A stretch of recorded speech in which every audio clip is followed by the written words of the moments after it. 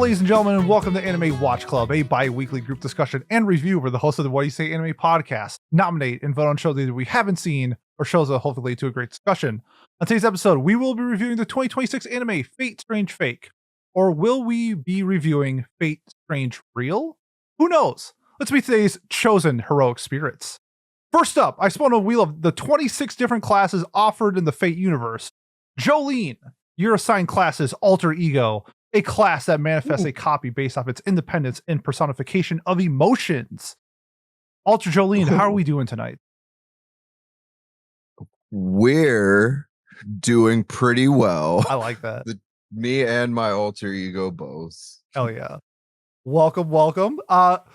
Because there's only three of us, he gets an intro. So according to the wheel, Pat, you were assigned Shielder. Not a lot to say about this one. It appears twice in Fate, one of which is the Fate Grand Order mobile game, and the other is a reference to an unpublished Fate work. So hope you like carrying around. Yeah, I hope you like carrying around a big ass shield. How are we doing tonight, Pat? Who's the Shielder character in the game? Do you know?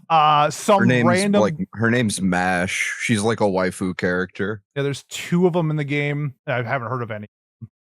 And they're not based off of actual myth. She's in a fighting game too. You can play as her in a fighting game if you want a waifu there. That's my favorite kind of game. So there we go. Yeah, we come full circle. Famously, very famously love my fighting games. Yes. There we go. Yeah, I am the Shielder. Cool. I didn't know that was a class. I didn't know that there was more than the 7 that we always get in these Fate series. So that's good to know. I guess we got more than that in this one. So maybe that's why it matters. But yes, we are watching Fate Strange Fake, or we were watching. It appeared in the winter 2026 season. Why did I phrase it that way? Just suddenly appeared. No one knows where it came from. That's kind of true. You're actually. Oh, was I spitting? You failed into success. Yeah, it appeared out of nowhere from A1 Pictures, creators of SAO and plenty of other famous anime.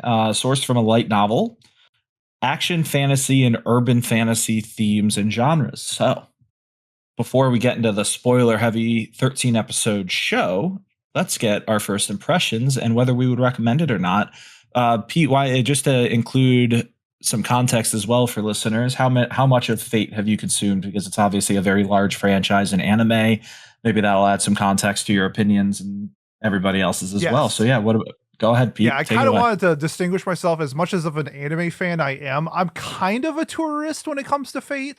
Like, I feel like if it's not the Ufotable Fate, I'm with like everybody else. Like, I've seen Zero and Unlimited Blade Works. That's it. I've seen parts of like Heaven's Feel through like, like YouTube stuff and stuff like that, but like I haven't actually like fully consumed it. So first impressions, I guess I'm gonna base it off of the episode 0, the Whispers of the Dawn episode that we got, which I thought was like a fantastic, just because a lot of times the Fate is the same, the story is the same every time, right? Holy Grail War, you win, you get to grant a wish. There's 7 people. So what if we made it more political? Like, what if we made it so that it's not about winning a goal, it's about sending a message? What if it's about establishing dominance more than just establishing, like, I don't know, who's the greatest heroic spirit of all time? I adore this change of Fate. I think it's such a great switch up. Like, for as much as I love Fate, and even if we got like if we got Fate Unlimited Blade Works 2 and it was like the same shit with like cooler animations, I'd totally be fine with that. But like, to really reinvent what I'm used to with Fate was such a breath of fresh air. And then episode 1 or episode 0, I guess, was, with that story, with it being not set in Japan, being set in Las Vegas, essentially Snowfield, and we're seeing a more of a collapse within the clock tower rather than a collapse within society of who should be the Holy Grail winner. So love from the get-go, loved it from the jump, loved the political aspect of it, what it's trying to accomplish. And yeah, highly recommended for any Fate fan, any mystery fan, anybody who is like a fan of like really diving into properties. I mean, if you watch Fate, you already know that, but I think this takes it to another level because of how many characters are introduced, how many classes there are, how many different ways there are to interpret the story. I just think it's a breath of fresh air. It's a lot.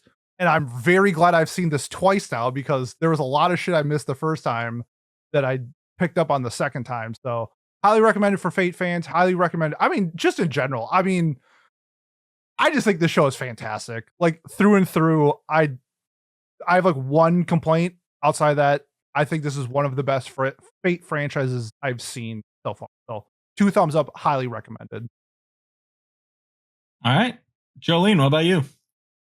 Yeah, I agree with Pete here. For context, I think that I'm not a hardcore Fate fan by any stretch of the imagination, I would say.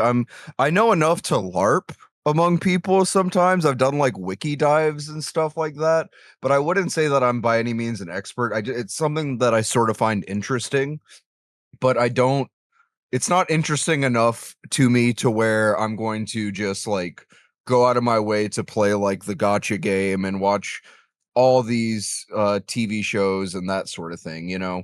But I think that's a good enough series, and this really like hooked me in a way that I would say no other Fate property that I've watched has. I mean, I'm pretty well known as a big fan of like Narita and his works, like Durara and Bacano. So I think that really like scratched an itch for me.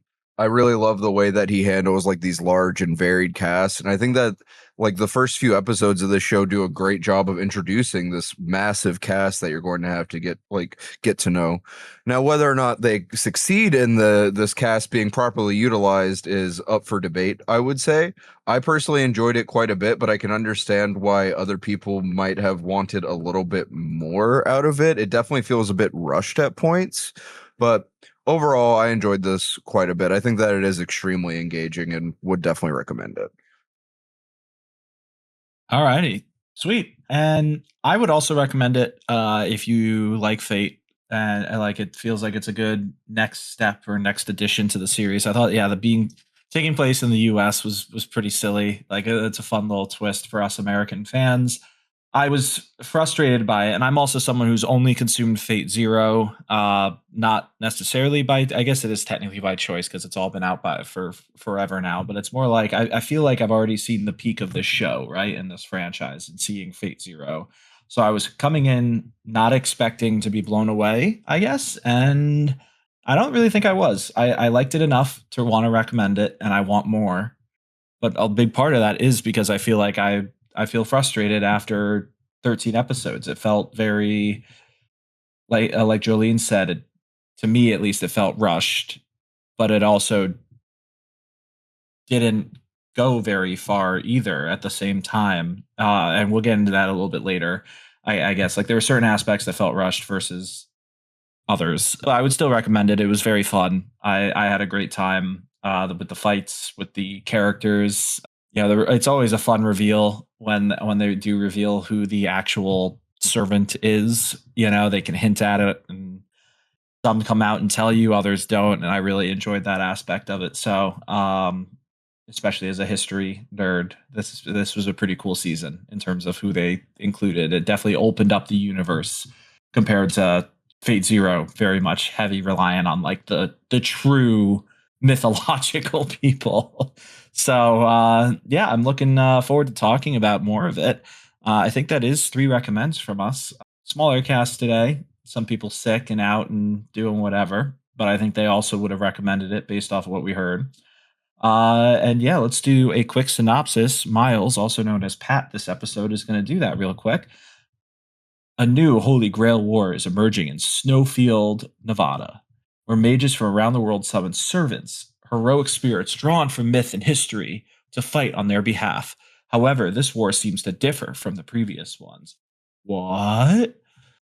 The organization behind it appears to have used data from the previous Grail War for their ritual, resulting in strange happenings. There we go.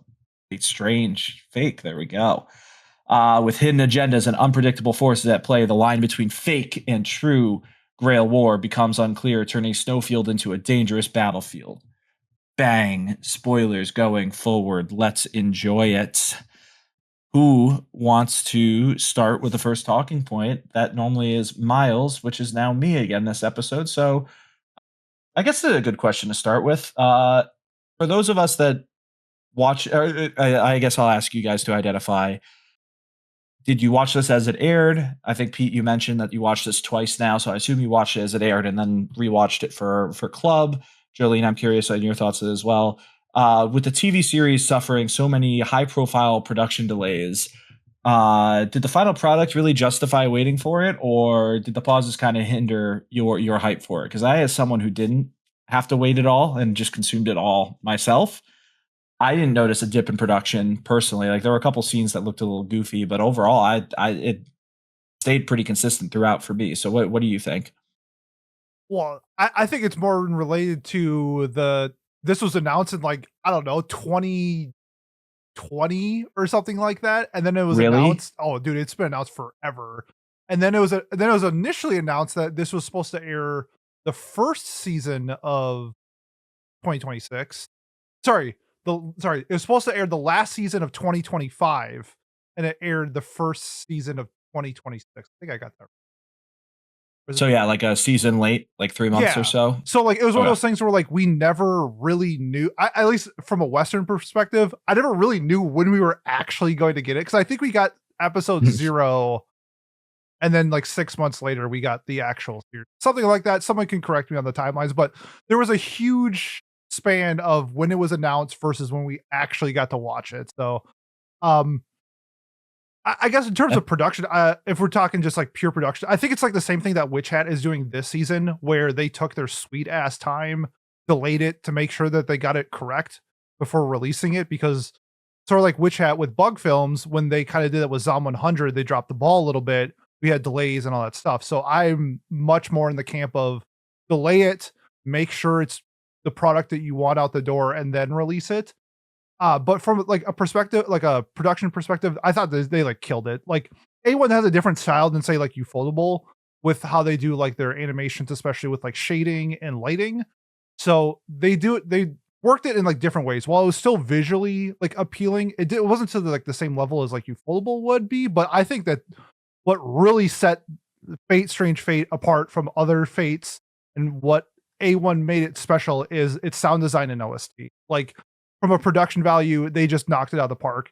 And we've had 2 shows, this and Shiba Yugi, that we've reviewed like a month ago, with just 2 outstanding sound directions. Like it's whenever you can like close your eyes and you can feel and see the pictures in your mind, and then you open your eyes and that's it. I think that's just a testament of how good the sound design is. I also want to say shout, especially the last episode when you had like the giant rumbling Aaron character thing that's like destroying the city. I thought they just killed it with that. That was, if you listen with speaker or like headphones, oh my god, they knocked it out of the park. So Yeah, well worth the the noise delays. the noise like surround sound headphones definitely made this show better. Like the sound design is a great point. Just to accent your point you made earlier, Pete, episode 0, which is the prequel thing or whatever, right? That aired in July of 2023. Yeah, so like, that's even longer I don't even than remember what you when thought. it came out. it's I think That's one a of those- long time. It was at Anime Expo 2023 when they released it. I was about to say that makes a lot of sense. I was that 4th of there. July weekend. There you go. Wait, were we both there? 2023? No, we They, were at 2021. they dropped it on streaming at the same time as at Anime Expo, or like the same night or something like that. I'm pretty sure. What year did we go? I think we went 2021, didn't we? It was the year after COVID, I think. Okay. I think have I gone 2 or 3? I don't remember. Either way. Either way, it yeah. was So one of those that's things where like I had no idea it even released. Like I had no idea. no, it is pretty funny to think about though. That it was like 2.5 years until the rest of the show got dropped, right? Like there's and then there were delays there too. So I agree though on the A1 Pictures front. I didn't even notice that it wasn't Ufotable until a couple episodes in. Like, I agree with you that the general style is different, but the quality was still there. So I was very impressed by it. What do you think, Jolene?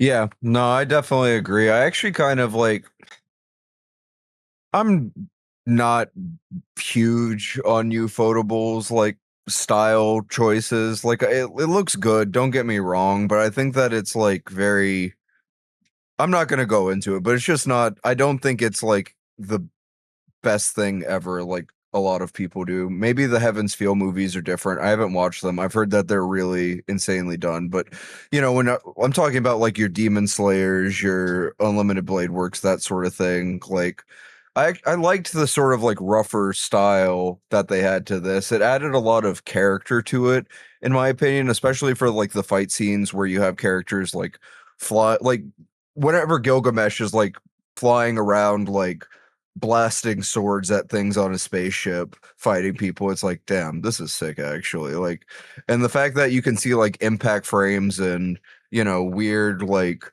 sort of like rough animation adds to it for me personally. I understand some people might want it to be like more polished, like Ufotable would do it, but I definitely really enjoyed this. And I think that the sound design was also incredible, as well as the use of like lay motifs whenever it comes to like characters and stuff. Certain characters have certain like instruments that were associated with them, which I really liked. And I just think that the production was very well done on this and definitely worth the wait for me personally, as someone who did not watch it as it was airing. Fair enough. Fair enough. Yeah, Pete, you have a question for us. Yeah, so so one of my favorite things with this story is sort of the change of who is fighting in this war.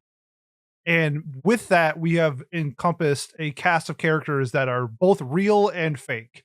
So this is a very large and expanding cast. So I wanted to get your guys' thoughts. Did I guess like the structure of the story with all the cast that we had in these like 13 episodes, did that take away from anything from you? Because I think my biggest complaint is tracking the stories within this, because there's so many characters that sometimes like it felt like maybe characters got dropped midway, like with the Hercules and well, I should say Hercules, but the true writer character. I forgot her name off the top of my head, but like some of these characters that maybe got introduced like early episodes, we didn't see them for the rest of the season. Anything like that like drive you crazy? The not to spoil the end of the show, but the end where what's his name gets God, I've got to resort to the graph, Patrick. Flat, thank you. Yes. When Fiat gets blickied by I want to make a joke so bad. Gotta find another Faldius.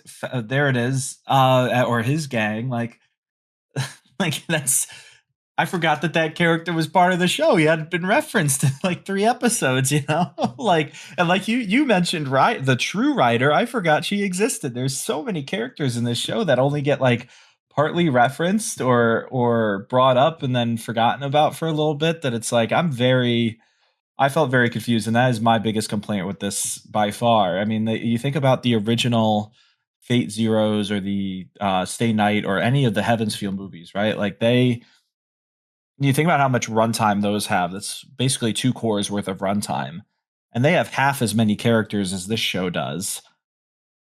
This show has twice as many characters and half the runtime. That's brutal, and I'm sure we'll get more, right? Like I didn't know that though when I went in, to be fair, but like I'm sure we'll get more. They can't just end on that. We are. It's okay. confirmed for a second season. It is okay. I didn't see it on Mal. That's why I was like, "What the? No way is this the end?" But like, yeah. So I was kind of surprised. I was like, you're still introducing characters in like episode 10 or 11. And I'm like, there's 13 total episodes. How are we going to finish this? And I see now that we don't. So, I can say you got me, A1 Pictures. But Jolene, what do you think? Because that was my biggest complaint by far too, Pete. Yeah, I think that knowing that it wasn't a full like adaptation of the source material helped me a bit with that, because I think of like, again, like I go back to like Dorara or Bacano or something like that. I don't actually, not Bacano, but just Dorara, where it's like through the first season, it's like, damn, there is a lot of stuff that still hasn't been resolved and that sort of thing. So like, I think that I read the anime for this covers like 6 of 10 volumes for the light novels or something like that. So there's still plenty of meat left on them bones to see where Hippolyta goes with, against Heracles or whatever. I'm definitely interested to see where it goes, but I do understand how people could have wanted more out of it, but this definitely, to me, it's sort of like a link click situation where I have to judge it based off of the final result. Like, if we get to the final thing and it's like, all right, there are characters that just got like fridged the whole time and they didn't do anything, then all right, fair enough. But I think that like certain aspects of this, like the what was her name, like Tsubaki or whatever, the little girl, I think that like she was such a major focus of this that they needed to give her and her family and like everything around her a lot of like gravity and time to develop so you can really feel for her, and that naturally takes away from other characters who aren't like in the reality marble arc and whatnot. Funny you brought up Tsubaki, because Fate always seems to have something with, I don't know, torturing a child of some way. So it's like, do I prefer the physical abuse that they had in Fate Zero with that chick in the basement, or Tsubaki, who is, her parents are literally designing her to be a weapon? Like, they're both, Fate just like loves having one just like tortured, damaged child character. Oh, it's so silly. Silly is a word to use, but I don't know. It is pretty ridiculous that like we were just talking about how it's not the same as other fates, but some things never seem to change, right? With fate, in the same way that Gilgamesh is always an archer, right? So yeah, I don't know. This is the true versus fake part was very confusing to me. Was that also tough for you guys? Because I was getting very lost in that, and even referring to this wonderful graphic that we'll have to send Trent to put up on the screen right now that we'll probably reference throughout the episode. I still don't understand, like, how were they allowed? Again, I know that the answer to every question I'm about to ask is the rules don't matter, but I don't care. But so it's like, how were they allowed to be summoned? Why were they summoned? What enabled them to summon that, like, them into this war? Why is there an actual holy war about to start? Like, there's so many questions that I'm sure we will get answered eventually. Well, I think we throughout can answer some season of them 2. right now. Yeah. On it, like I think it helps if you just think of it as like a computer running a program and they just like bugged it from the inside. Right. Basically. Like they're That's making fair. it like not like, that's why there's like the missing saber class and all that sort of thing. Like it's like a bastardization of a holy war. Mhm. Yeah, because we see it in episode 0 where the two priests are out on like a recon mission, and the other one betrays the other one to start, like, the clock tower is responsible for starting the Holy Grail War. I'm pretty sure that's what it is. So we've had it in the past where Holy Grail Wars are normally every like 50 to 60 years. I believe it is in Fate Zero where that is the, like, the outlier, because that war happens 10 years after that one, and now this one is 15 years after that one. However, it's not the same timeline as Fate Zero, which is very confusing because they show clips of like Fate Zero and Unlimited Blade Works and Heaven's Feel in this story. So when you have a timeline that, man, maybe we need, I wish we had like a Fate head on here, because I tried to do the research of like how the timeline works. It's like, it's not the same world as Fate Zero, but like it's the same timeline. I don't know. It's really confusing. It's branching. It's a new save file. Yeah, It's a yeah. different save file is a way to look at it. That's In a my great way head, to- that's a what I great was way. trying to describe it. So Where it's, yeah, go ahead. yeah, but it's like, I think it's like because of like the bastardization of how the Holy Grail War started by the clock, like the priest or whatever, like it changed the rules, because like it's not in Japan, it's in America. And some of these masters are not masters, and some of them, or maybe they are, or like there's still a lot of questions that need to be asked, because I don't think like Ayaka ever used a command spell in Fate Strange Fake. I could be mistaken, but she doesn't have a contract with with Saber. So then that's the fake Saber. And then it's like, so it's like you kind of have to like put the pieces together, which is like when I reviewed this the first time and when I watched it by myself, I kind of approached it differently. And I think I took a more approach to the flashing lights and the cool fights and stuff like that. And but when we have like a group dynamic here, I like to like dive in a little bit more. But when you dive into it more, I feel like sometimes it can get more confusing because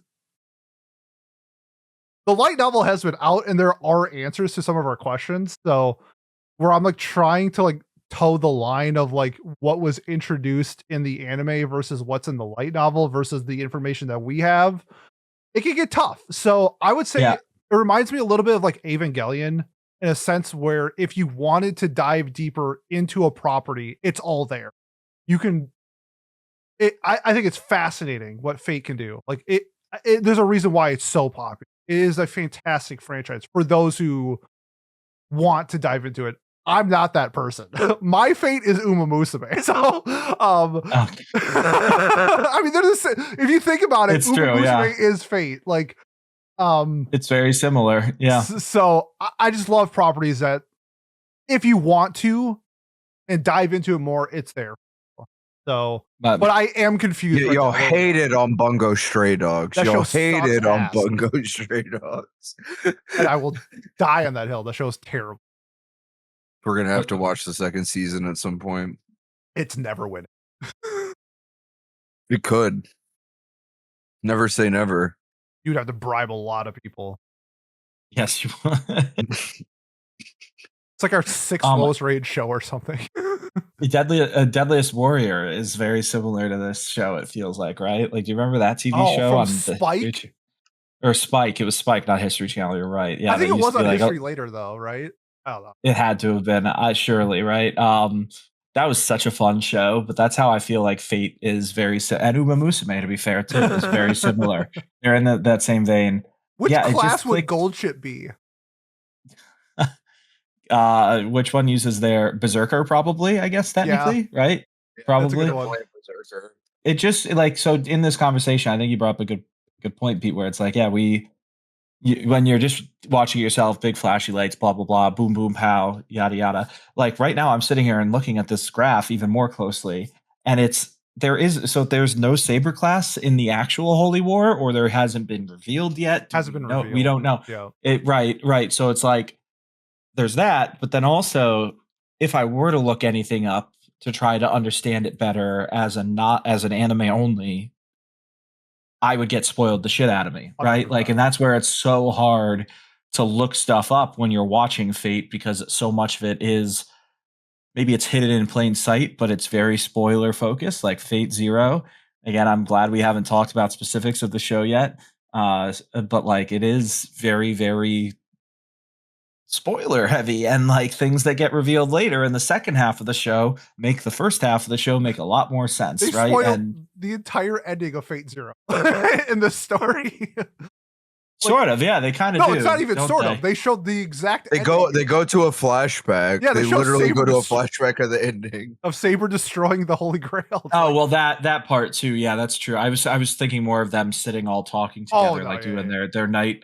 I forgot. Yeah, they do literally show the ending. Oh my god. Yeah, that is too bad. Now I think about it.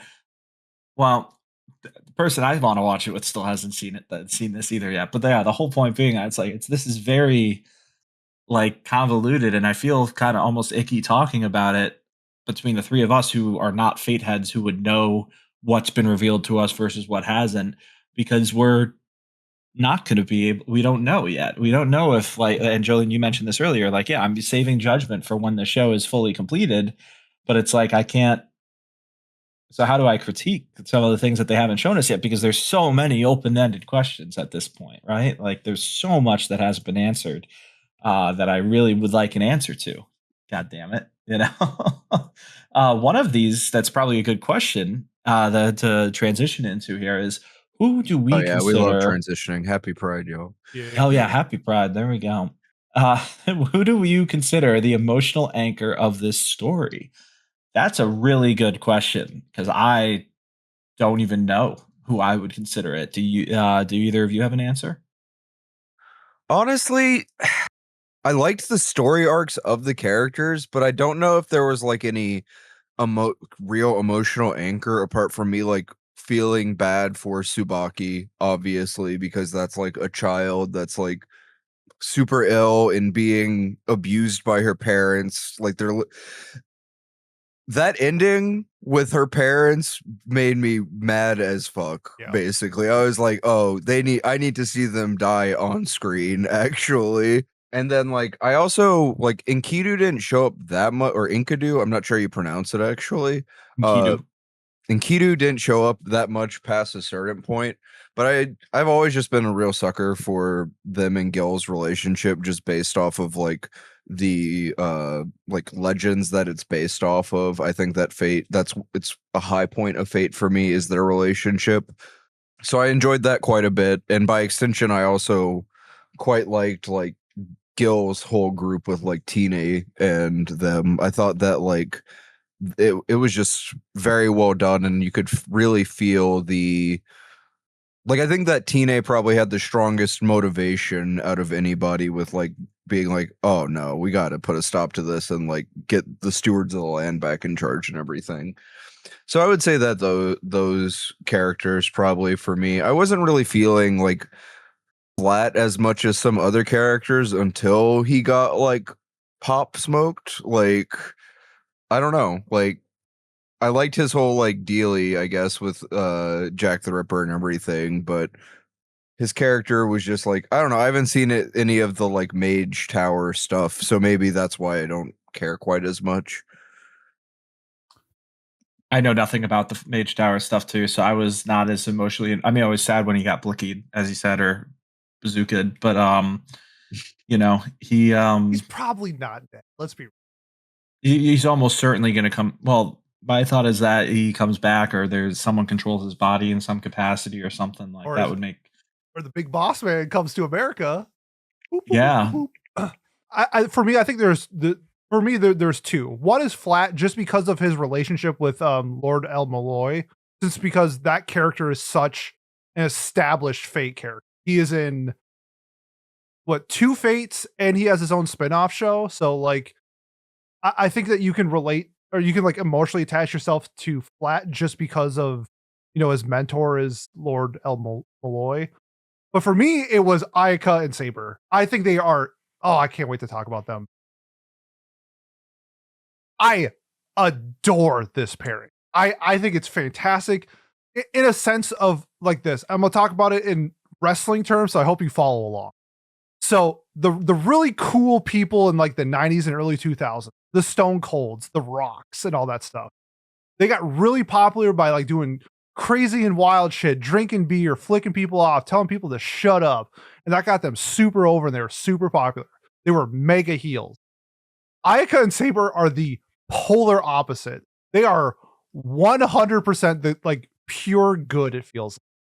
Saber, so Ayaka, first of all, like not wanting to be in this whole mess to begin with, like at all. Like it seems like she was there by mistake. Pretty sure she's not there by mistake. I was gonna say, yeah, we're getting there. We'll get there, point. But nobody is like, everybody that's involved is involved for a reason. We just don't know why. Ayaka, I was maybe trying to think like maybe her last name isn't her real last name. I'm trying to think because a lot of times Fate deals with like families, and I didn't recognize Ayaka's last name, but with Ayaka and Saber just being like the pure baby faces of the property, it was really nice because so many people in Fate are just so evil, just pure evil, like all the time. And this, it's like, you know, we had the vampire, he's pure evil, whatever his name is, Joker, the parents, yeah, Francesca or whatever her name is. She appears to be like maybe pulling some string. And so like when you're in a war for like a wish for anything, people will do anything. So having the juxtaposition or whatever of Ayaka and Saber with the entire cast was just so great. And then at the end, like Ayaka started being like really connected with Saber. Like Saber gets fucked up, almost dies. Ayaka is like really emotional about it, like really devastated for somebody who doesn't want to be there and not really having a contract with this person. Like she's not tied to Saber at all and still like, going forward with Saber to progress whatever is going on in the war. And then Saber just being the pure baby face, the Bryan Danielson of Fate was just awesome. It was just great to see. And I just thought that their chemistry was awesome. And I have to shout it out. The English VA of Saber, phenomenal. It is my favorite voice acting performance, English or Japanese this year. I just think he killed it. Like everything about their relationship, I just felt was so much, it was so needed in the story. There was no, I don't know, no questions about really like anything with them. Like I feel like you can make some examples with like Gilgamesh and his master. Like there were some questionable things about like their relationship. I think it got a little bit solved towards the end when she uses command spells to try to save him, but I guess they're probably close to the same belt, but I think we need to see if Gilgamesh is actually alive in the second part. But yeah, those, I mean, for me, it's Ayaka and Saber. They were the emotional glue of Fate. They were the catalyst. I will say I looked up like just immediate spoilers for like I'm not going to say anything in particular. Yes, please don't. There's no plot spoilers or anything like that, but I will say that I think you'll be pleased with the direction that they go with Gilgamesh. Yeah. In the future. And I have a feeling that like Saber, it's Gil, so like yeah, but like because like right now like Saber is like fake Saber, but then like if they form a contract, then I feel like that's real Saber. So I'd be really intrigued to see if Saber becomes real Saber. Yeah, I'm actually curious about that too, because we haven't seen anybody pop up who's like the quote unquote true Saber, and so like if they were going to pop up, they would have popped up by now, obviously. Yeah. I don't know by now because there's still a handful of real classes that we don't have. Like Watcher, right, is technically not a real contract, right? That wasn't in Fate Zero, at least I don't remember that one. Well, Watcher has to do with the fact that Sigma is going to become the true Lancer. Yes. Which is confusing. It's very confusing, but that is correct. So Enkidu is the fake Lancer. Oh yeah. It says the fake Lancer. Yeah. It doesn't say true next to Lancer faction on this chart. Okay. Yep. It's confusing. So many fakes. Oh my god, this is so dumb, so convoluted. I guess just to more directly answer the question. And Watcher is not Moby Dick. Important, not. I was I'm very curious who it is, just because like I said earlier, the classes, I'm about to reference them, but Dumas being the caster for Orlando, like the fake caster, I guess. So cool. That's so clever to have them. I don't understand the teeth selection personally, and Miles is gonna be happy I mentioned that because I also thought it was really stupid. He looked like a Golden Kamui character. He looked worse than a Golden. He acted like a Golden Kamui character. Is that a Shiraishi, or what's his name from Golden Kamui? Shiraishi. Yeah. Shiraishi. That's yes. a Shiraishi from God. Golden Kamui. But I think to me, I agree that the main anchor for me was, I think without a doubt, Ayaka and Saber. I really like their relationship too. A lot of the same reasons you did, Pete. But like Orlando and Caster, kind of based too. Yeah, low key. You know, like they're fun and they're just trying to do right by the world. Like I know sucks to be like, yeah, I'm aligning with the police here, but like the police are just trying to save people in this show for once. You know, so it's like with no evil intentions. And I'm saying this, and I'm sure like a Fate fiction.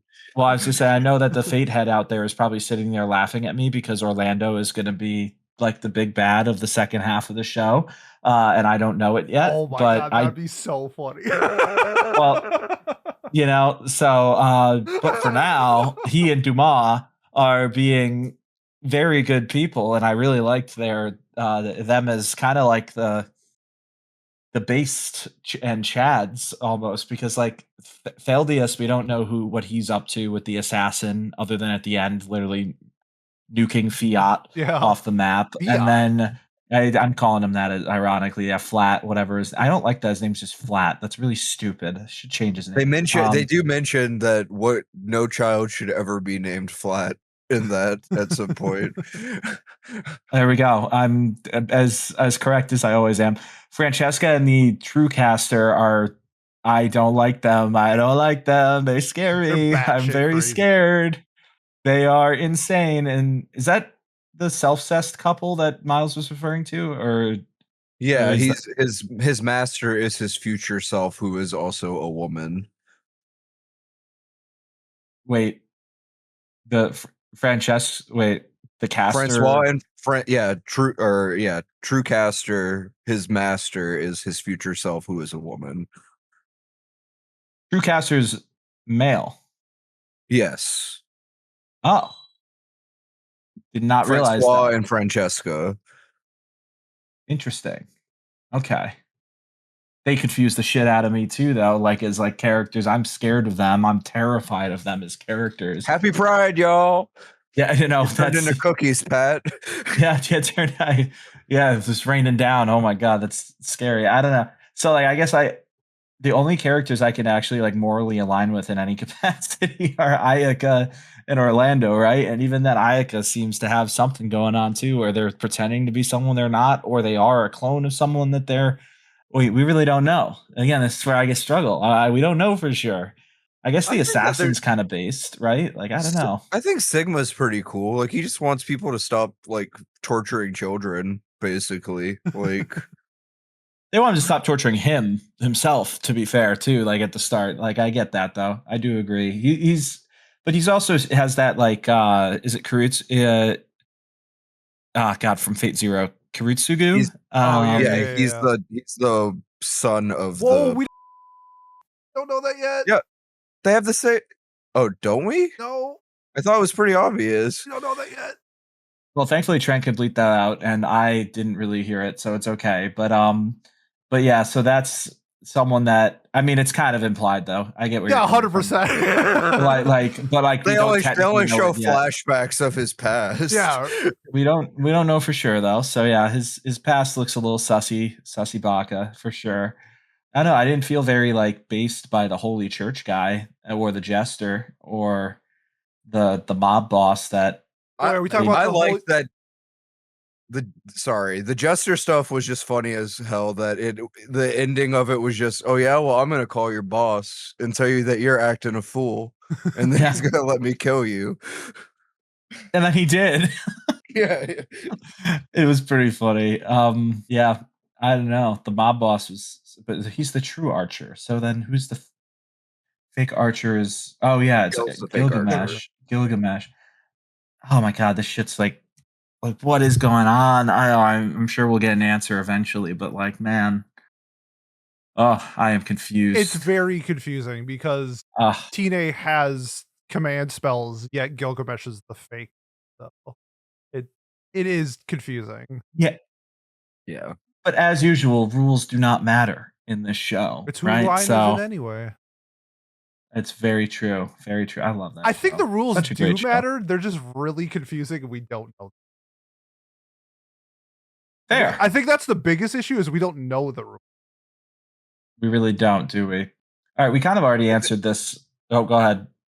I was gonna say the rules like matter as much as the author wants them to. Like they can come up with like it's literally just because think about it. It was like we need this many people except when we don't, and then there's like multiple people in missing classes, and also it's every so often years except when it's like not like it's very Hunger Games coded in that regard, where things just like rules are rules until they aren't, or they change them for the story to continue. We kind of already answered like how compared to other Fate entries we've seen, like does A1 rival or surpass the visual standards set by Ufotable or other adaptations? I mean, did Studio Dean do Stay Night? Is that the OG? It's the OG, right? Dean Stay Night, the one right? that nobody watched. Yeah, fair enough. Yeah, because Zero is really what broke it into the main lexicon of anime watchers, right? There were some sex scenes in Dean Stay Night that got people into some Fate, but yeah. Ooh, God, Don't you know about count the me sex in. scene in Stay Night? I know about the fact that this is sourced from a visual novel You that get to, that's how you you get mana boost your from sex. powers. Yes, I knew that aspect of it. I did not know that that was in the actual anime of Dean Stay Night. I didn't know They that they cut most depicted of it. it. Oh, Bring it okay. back. Bring it back. We Studio need A1, more you cowards. threesomes in anime. You heard it here first, folks. They're in Dear Las God. Vegas. You're telling me they can't have an orgy to boost their mana at a casino? An all-inclusive resort? Come on. It's not Las Vegas. It's Snowfield, Nevada, north it's of legally Vegas. distinct. Yes. I guess so, yeah. So our answer to that question would just be yes, it did surpass in some ways, but also was worse in others, I guess. Like, we kind of talked about it a little bit earlier. Yeah, it's tough because for me, Fate Zero is the most visually appealing ufotable anime that they've done for me. Like, I think it's better than Demon Slayer. Like, I think what they did with Zero and Unlimited Blade Works is phenomenal. And kind of like I mentioned earlier, I think A1 did their own twist on it in a different way that I greatly appreciated what they put out. Perfect. All right, good. Sorry, I was burping. Delete that.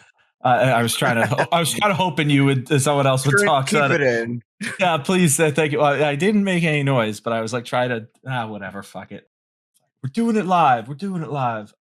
I guess we talked about the music or the sound design more than the music, but I think the music in the show is very good as well. I think you referenced it earlier, Pete, that it was very, very good. But Julian, anything else to add on that? Like Sawano was the person credited, at least in the question submitted to us. It was different than like the normal gothic vibe. It was a little faster from my recollection. Wouldn't you say?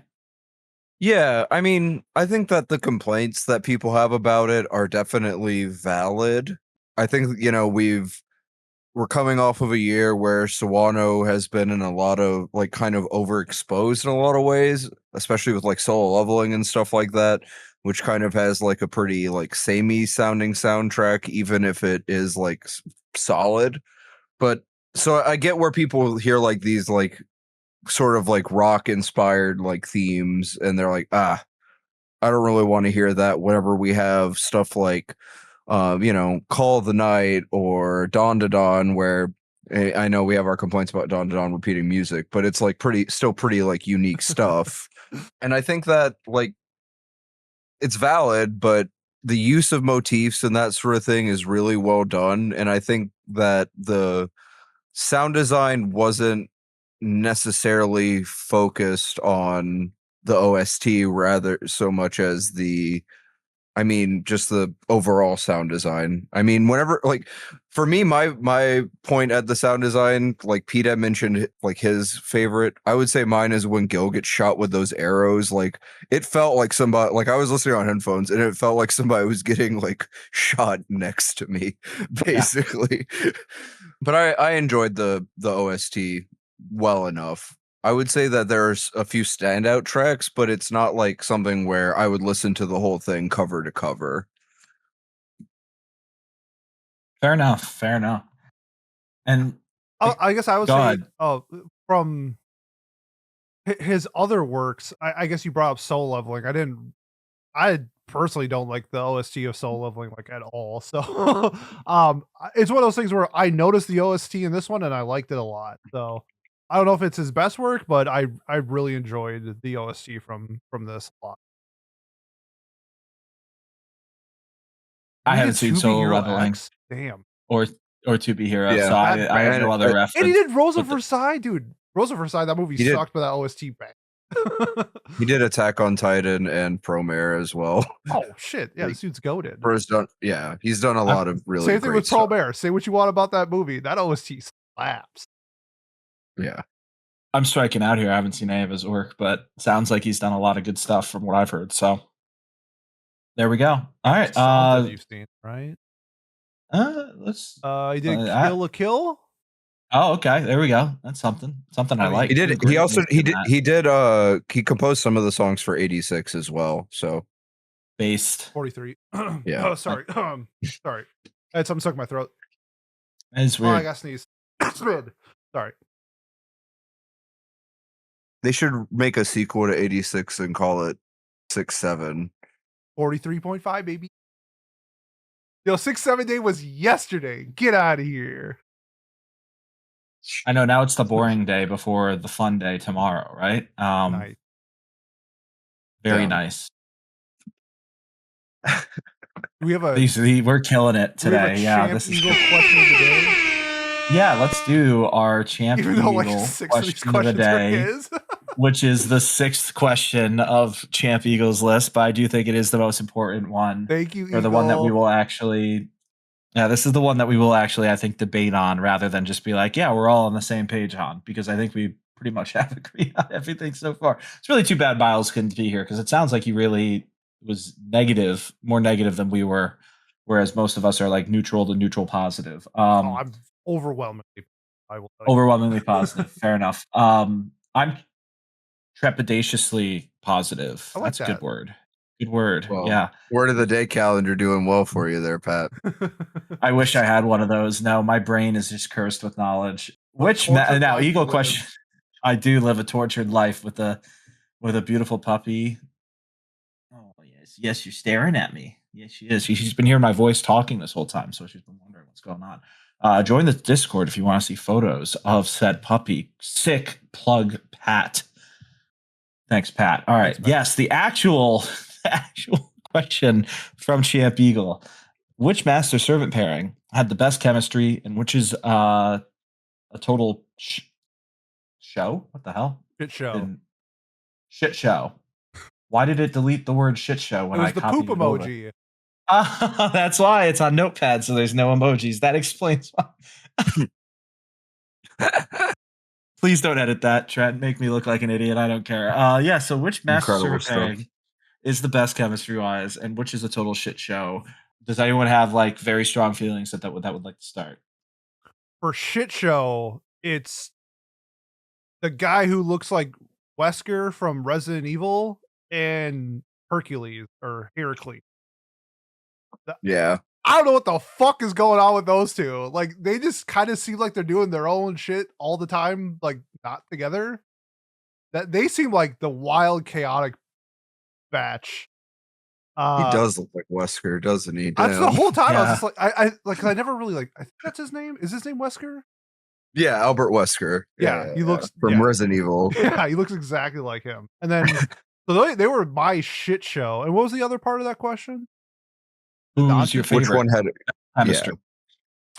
Dude, I just want to say I want to give a shout out to Castor. Like Castor and like everybody that he worked with had like the best chemistry. Like I felt like Castor was like, I don't know, like he could be a snake oil salesman, but like he also could just be like a total bro.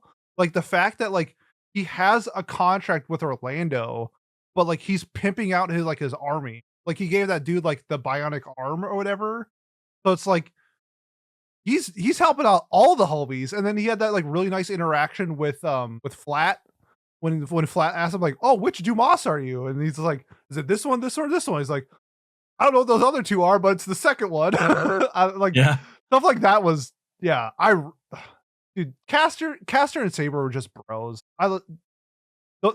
Yeah, I'm gonna go with like Castor and Orlando as like the chemistry duo, just because they seem like they got their shit together, and like one is like strict and like do everything by the book, and then Castor's like, "What if I gave your dude a robotic arm instead?" And it's like I don't know, stuff like that is like really fun. So that's my answer.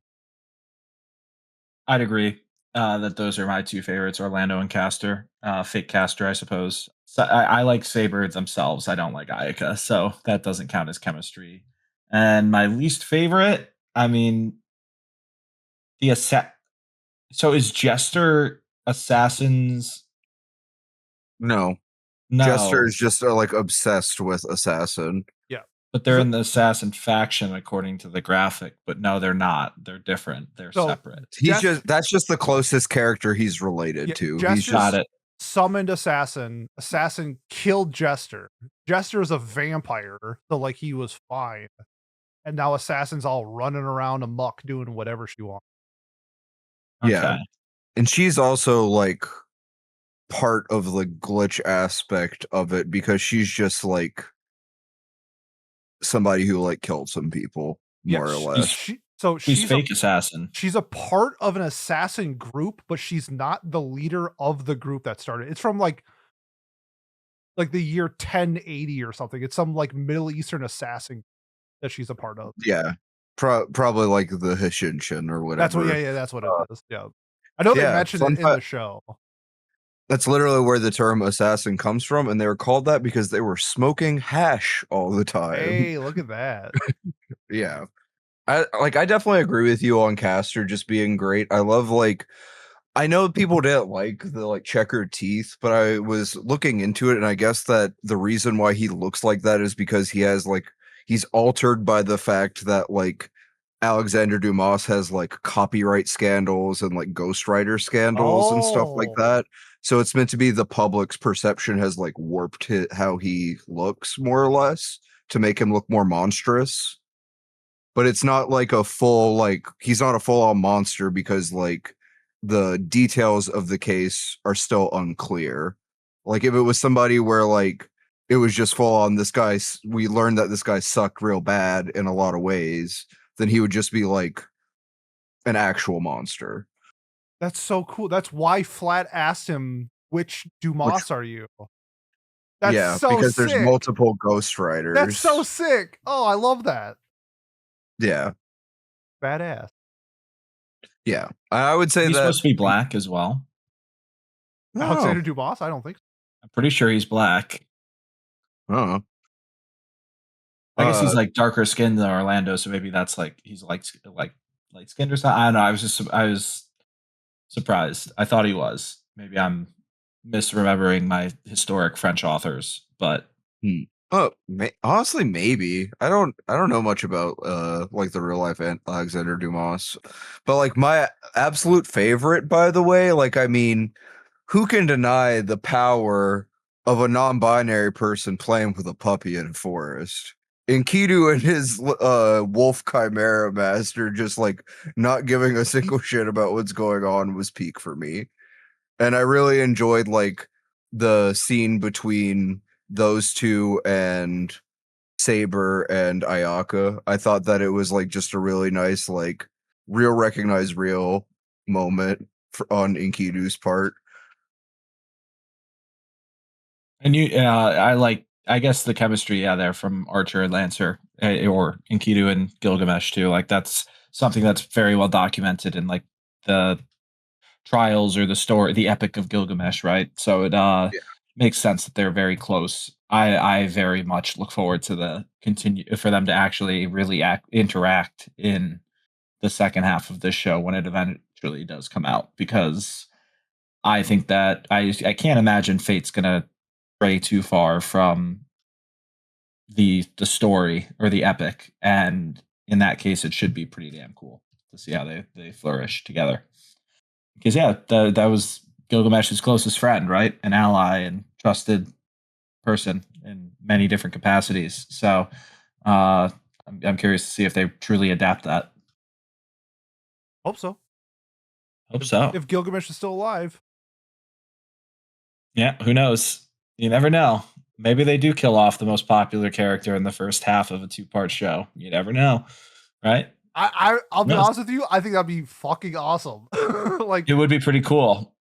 Not because the game is switched. Switch up the game. Like change what you think is going to happen. Would you want to see somebody replace him, or would you just want them to have because obviously Tina's arc is not done. Like she has so much at stake here. Like her whole motivation is stronger than most other people's here. Like most other masters on just like a grand scale of what she's trying to accomplish. Yeah, did they say she sacrificed 14 of her siblings to get to Gilgamesh? Yeah. She is she needs this. Yeah. Please, Gil, I need this. You can't die with me yet, Gil. My tribe is kind of homeless. It's true. Gilgamesh, I see you over there. Try not to laugh. That's disrespectful as shit. Pat's laughing right, at the dude. struggles of the Native American people. It's crazy, bro. It's crazy. From New England, by the way. I live on streets named after them. What do you guys do for them? You know, I live in Minnesota. It's a Dakota word. I live in Connecticut a lot. You know, so there we go. That's a. Oh man, which tribe is it that's local to me? I can't remember off the top of my head. Damn, doesn't even know what tribe is local to him. That's crazy. Was it Pequot? I don't remember. I know. So tough. Couldn't be closing me. thoughts before Ojibwe. There you go. Any closing thoughts before I get myself canceled even further? Are we doing final thoughts right now?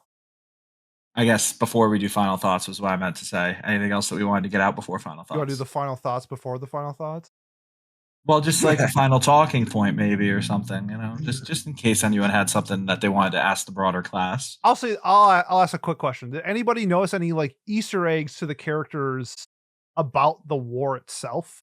And the one that sticks out to me is when Saber is summoned, and that he has no recollection of why he's there, and he has no desire to win the Grail because the Grail isn't real. But like, I don't think he realizes that. So I wonder, did you guys pick up any like Easter eggs or anything like that throughout the story that like maybe hinted at like the character? Because as the audience we know, but then like the characters kind of like figuring it out. Do you guys have any of that? Honestly, no.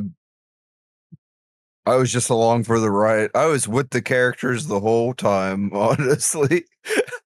I enjoyed Archer, the true Archer, so Heracles. I enjoyed him being undone sort of by the mob boss, and then kind of also getting like clocked by was it Jester who kind of clocked him and was like, you're not, or no, it's not Jester, it's the true assassin kind of is who is Jack the Ripper, kind of is like, you realize that by like losing your humanity, you're not actually. No, it isn't. That's the real Berserker. Wait, what? Jack the Ripper is Berserker. The true assassin is the guy who blickies flat. That's the master, not the servant. I thought the servant for the true assassin was Jack the Ripper. Oh no, no. Because where's Hyrie? The guy who blickies, because like the priest is just like sitting at his chair chilling with that big titty lady next to him while they're blicking flat. That isn't the priest though. That's a different character. That's the priest. Yeah. No, Faudius isn't the priest. Faudius isn't the priest. Hansa is Faudius is not the priest. Yeah, Hansa is. I'm looking at the. Sorry. Yeah. Han, whatever his name is, the overseer, the clock tower guy who starts the Holy War. He wears like black garb, so I think he's a fucking priest, but he's not. I keep thinking that he's a priest. Whatever his name is. I'll look it up. The guy who starts the whole thing in episode 0. Okay. Yeah, he's part of like the organization in the government that planned everything, which is separate from the church and the mages. I thought it was also part of the mages. He's a magus, but he's not part of like the clock tower faction. Got it. So this is a perfect example of why we're all so goddamn lost, right? Think of it as like he's a to put it in witch hat terms, he is like a brimmed cap, more or less, whereas like El Malloy would be like a pointed cap. I get that reference. I was just saying, I don't get it yet. I will soon once I do watch witch hat. I watch ongoing anime. I'm a bit of a seasonal watcher myself. I respect that. Not for me anymore. Wait, actually, I am watching. What was that goddamn show called that you guys recommended me? Nippon Son Goku. Yes, Did you watch it? I watched. Well, my flights were short, so I only flew one way and then had to drive back the 18 hours the other. But I watched 5 episodes of it actually. So yes, I did. All right. I have not. I thought it was very interesting. I was also struggling to stay awake on the flight on the plane because I was so eepy, but it was very fun. I really like the two leads. The two leads are really really good. Their chemistry is great. Watching, Wait till you see you know, what third. happened. Episode 1 was pretty brutal. I was like sitting there the whole time, like, no. Hell yeah! Wait. Come on the review episode. Just do that show and then leave. I could do that for you. Hell yeah, Absolutely. do that. Okay, sure. Let's do it. I'll join you for that episode. First seasonal review of Pat in like 4 years. Yeah, that's pretty impressive. Yeah. There we go. All right, that's our final thoughts on this. Let's do our actual closing thoughts. Pete, what are your final thoughts, closing thoughts, whatever I just said, plus your final score for Fate, Strange, Fake, Fakes, whatever. FSF. Strange. Yeah. Yes.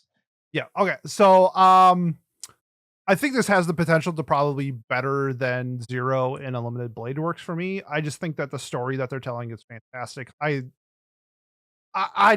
love the shift.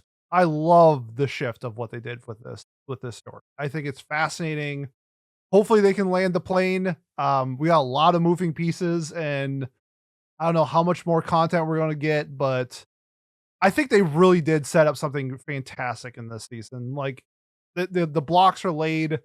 Someone smarter than me can maybe help me out with some questions that I have, but I just think through a viewer perspective, like production, fantastic, outstanding. VAs, like voice acting it's one of my favorite dubs. Like, this doesn't sound preposterous ever. I think it's a incredible dub, like fantastic dub. And I didn't even watch it subbed, and sub has like Kana Hanazawa in it. Like the whole cast is like just wild. It's so good. Big standouts. I just love the relationships between the characters, even though some of them got shortened time, some of them got more. I thought like the overall vibe of like the masters and the spirits or whatever were done very well, and especially Ayaka and I adore them. The only reason, I mean, like outside the confusion is definitely the biggest problem with the show. I think it's like a mixture between sort of how the show presents it and sort of us just being like casual Fate fans. Like, I think it's just like a mix of that, which is fine. Like, if we're enjoying this for what it is, I think it did a really good job at doing it. So I'm gonna give it, this is sort of like Link Click, I'm gonna give it a 9. I think it has a possibility of being a 10 if it lands the plane. Like, I think what they have set up is just incredible. Like, there's so many things that we didn't even touch on. Like the fact that like Tsubaki's character changed, like they did the copy and paste example, but like just her power can create a new world, essentially, where the fact that Hades is identifying them as dead people because the world doesn't exist. So if you have living beings in a fake world, Hades declares that is fake. And then we got like Cerberus and the Pale Rider. Like, what the fuck? Like, how cool is that in Fate? Like, that's so cool. Like, I think it's fantastic. I just think what they're displaying right now is just a whole lot of fun. I just wish I was smarter. That's all. So I'm gonna give it a 9 out of 10. I think this is a great show. All righty. Jolene, what about you? Yeah, I went into this knowing that I was probably going to enjoy it because I just really enjoy all of Narita's works. I went in kind of knowing what to expect as far as like, it's going to be a large cast. The city itself is going to kind of be a character more or less. I think this less so than like Ikebukuro or something like that, but I don't know. And this did not disappoint me at all. I have full trust in them to send the ship to port. I think that they're going to open up like all those plot threads that we're kind of wondering about. I have full faith that they're going to be answered. Now, if we're going to understand how they're answered, that is another matter entirely. For me personally, I had to do a lot of Googling while watching this to fully understand things after, like, view a lot of discussion threads for episodes, and that's like spoiler-free discussion threads, that sort of thing, to really kind of take it in. And I think that it made it better for me personally. maybe I'll take the dip into Fate while we wait for this so I can really enjoy it, because I think at the end of the day, this feels like a big love letter to not just like Fate, but all of Nasu's works, all of like Type Moon's stuff in general, with how much they crammed in there. Like, I mean, they have Melty Blood references in there. That's crazy to me. I never thought I'd live to see the day. Anyway, yeah, for me, this is a 9 out of 10 as well. I think that has a strong possibility to be a 10 if we can get the next season before the world like gets Too hot. exploded, Yeah. basically. Yeah. Insert natural disaster. Yeah, or unnatural, Or honestly. unnatural, Yeah. Fair enough. All right. I will agree with both of you that my score can definitely go up and likely will once we get more answers. I feel even more confused than I did when I first watched the first half of Fate Zero. So I think I have to score it that way. I am at a 7 out of 10, but I do think that it very easily could be like a 9 or even a 10, I guess, in theory, if it goes up. I really think even if the story just gets completed, it'll be an 8. You know what I mean? Yeah. Like there's just so much though that is so unanswered, and like we don't know if it's good or not because we don't know if it's finished or not, right? So yeah, I'm gonna go 7 out of 10. I think you guys touched upon everything I would want to say though, positively or negatively. I would love for someone to just talk my ear off about Fate, because as someone who knows a lot of the lore of the characters they reference, but not necessarily the lore in the universe, I think that that would be really interesting for me. And yeah, I would love to. Again, like, oh my god, Alexander We should Dumas as a warrior. should- How sick is that? Like, we should get like a Fate expert on the pod and just have an episode where like they just school us on it when Fate Strange Fake is about to come out, like the next season. I could get behind that. That'd be fun. Yeah, That'd be Trent, fun. editor Trent. Yeah, yeah, Hey, Trent. get AM on here. Yeah, seriously. There we go. There we go. But yeah, I guess that brings our total score or average score to an 8.3 repeating, which is very close to the score on Mal of an 8.30, about as close as we can get without more people in the call. So yeah, that wraps up Fate Strange Fake Part 1, I guess, technically, even though it's not labeled that way. And yeah, let's discuss what we are watching 2 weeks from now. Miles, take it away. Okay, guys, guess what? Miles. Hey, Miles, I have a kid. I'm Yeah, sick all the time. I'm go so Sox. sick. I got married on the Cape of Cod. Yeah. Anyways, in third place, tied two shows tied for second place. We had My Happy Marriage and 86 Part 2. But the winning show and the show that we are watching 2 weeks from now will be Ginga Tokyo Milky Subway, Let's something go. like that. Let's go. Don't- Say Milky Subway. Milky Subway is what we're watching 2 weeks from now. Hell yeah. Fuck yeah. So, yes, that is the winner of this coming week. So, yeah, I'm looking forward to it. I've seen GIFs for it used by people that are either in the server or in the anime space on Twitter for sure. So, I'm curious where it comes from. And it's 3-minute episodes. So, can't be that bad, right? You know? I think you watched the whole thing in like an hour. There you go. It's a Oh, blast. I will. You know I will. I'll enjoy it. I'm sure it looks fun. Premise is silly, but yeah. Now we've got to nominate shows because we always do things on time. We are nominating for our Pride themed show for the month of June, even though we won't watch it until July 6th. But let's do it. Pete, what is your nomination for the Pride episode of Watch Club? And I just want to put this out there before we do this. If you want to vote on these shows, they are open to everybody. All you have to do is either join our Discord and DM Miles, leave a YouTube comment with your top 3 picks, leave a Spotify comment with your top 3 picks, in order, by the way. And those all get counted, because this is, while we want to discuss shows that we want to talk about, it doesn't mean anything if nobody else is listening. So you have a voice in what we are watching. So just for people who don't know. So I have nominated this, I believe, 3 or 4 Pride week or months in a row that we've done this. So I'm gonna nominate Wandering Sun. Wandering Sun. I'm doing 2 jobs at once here. Wandering Sun. Good choice. 11 episode. There it is. Okay. Beautiful. Jolene, what have you got for us? I'm going to nominate Paradise Kiss. Paradise Kiss. Alrighty. I did not know that had those themes in it. That's awesome. Yeah, there's a bisexual male lead Oh, fuck. and a transgender woman. Let's go.